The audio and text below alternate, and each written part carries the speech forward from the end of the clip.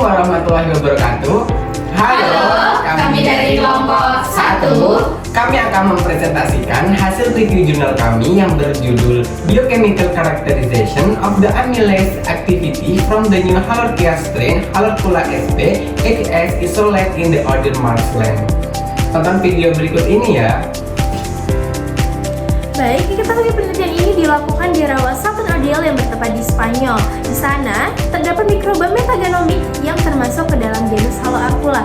Haloarchaea atau Archaea anophilis merupakan mikroorganisme yang tahan terhadap tekanan osmotik dan juga dapat menahan efek denaturasi garam.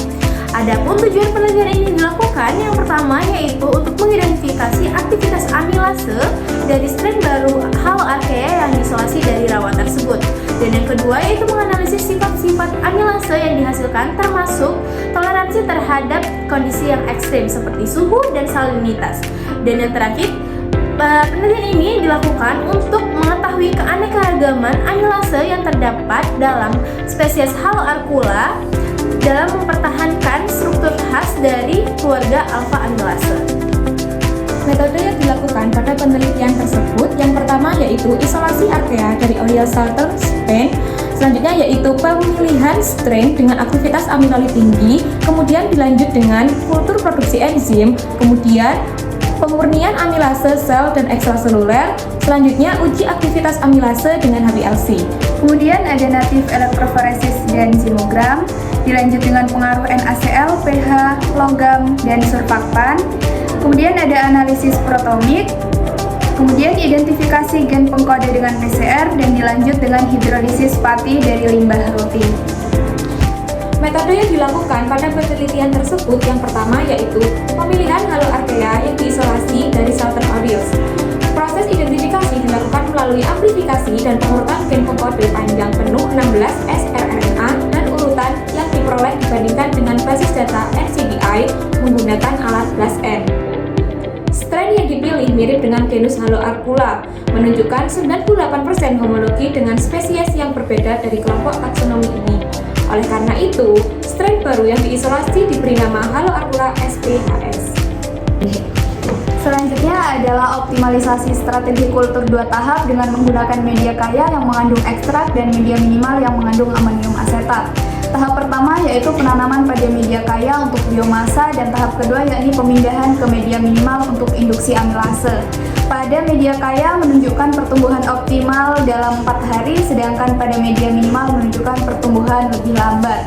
Di media kaya terdapat fase jeda 24 jam sebelum degradasi pati dimulai, sedangkan pada media minimal tidak terdapat fase jeda 24 jam sebelum degradasi pati dimulai.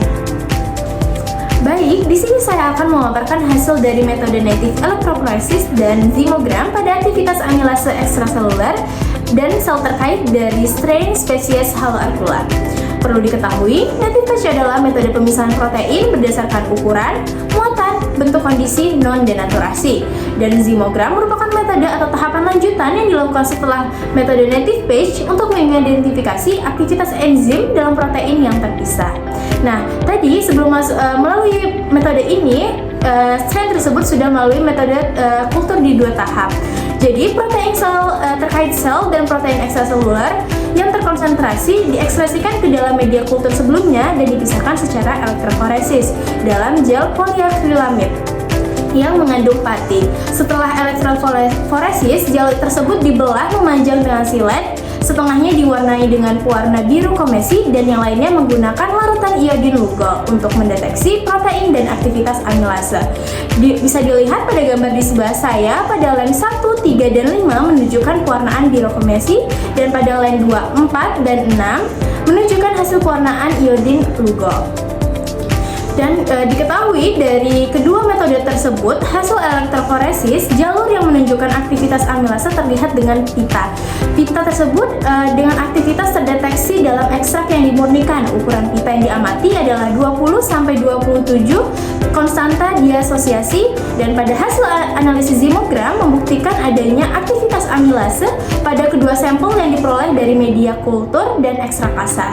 Sehingga dapat disimpulkan dari kedua metode tersebut, mobilitas protein itu sangat dipengaruhi oleh pati yang ditambahkan ke dalam gel poliakrilamida, dan ukuran nyata yang diamati tersebut bersifat tidak representatif.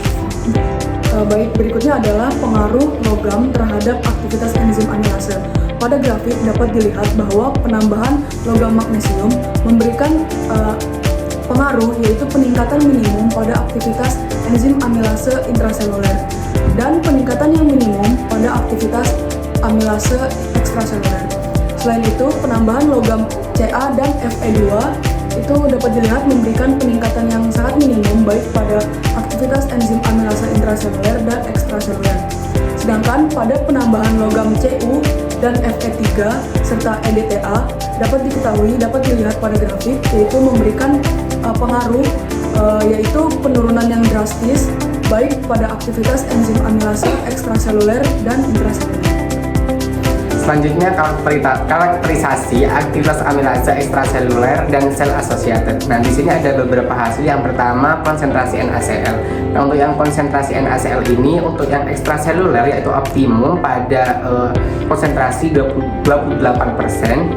Untuk yang intraseluler yaitu optimum pada konsentrasi 16%. Nah, sedangkan yang selanjutnya yaitu pH. Untuk pH yang ekstraseluler yaitu optimum pada pH 5, sedangkan yang intraseluler optimum pada pH 7.